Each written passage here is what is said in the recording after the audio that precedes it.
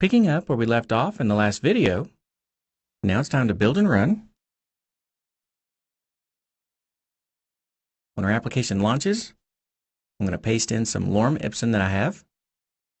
And now we see we went to 141 characters.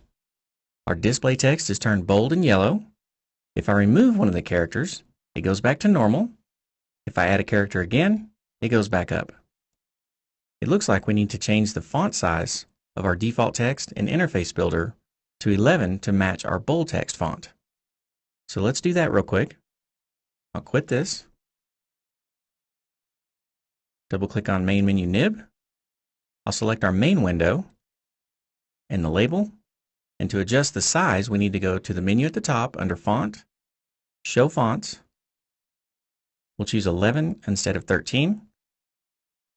I'll close this window, save, go back to Xcode, and we'll build again. That looks better. I'll paste in the text. I'll remove a character. Much better. Another visual aspect I'd like to see changed with our application is where the text begins in our text view. If you look at the L up in the left corner, it's a little close to the left and the top for my taste. And the NS text view has a method we can use to offset this by setting its inset. I would also prefer a larger font size and a different font family as well. And we have a simple fix for both of these. Let's quit the application. I'll close this window. And in our await from nib method, I'm going to add two methods to our NS text view. I'll say tweet text. And the first method we'll use is set text container inset.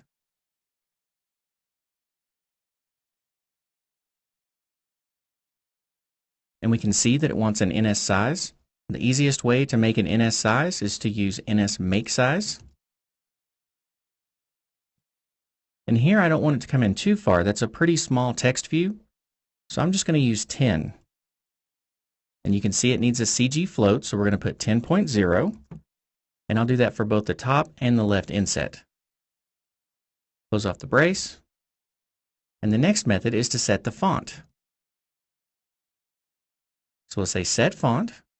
It's going to require an NS font. And this time we'll use a class method, font with name, size. And we can set the font name and the size. And for the name, I'm going to choose Gill Sans.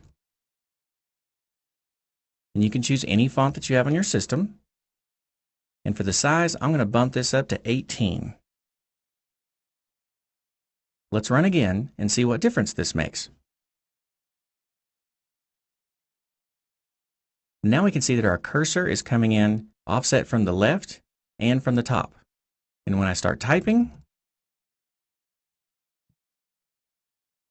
we can see that the font is larger, it has a different font face, and I think that looks much better.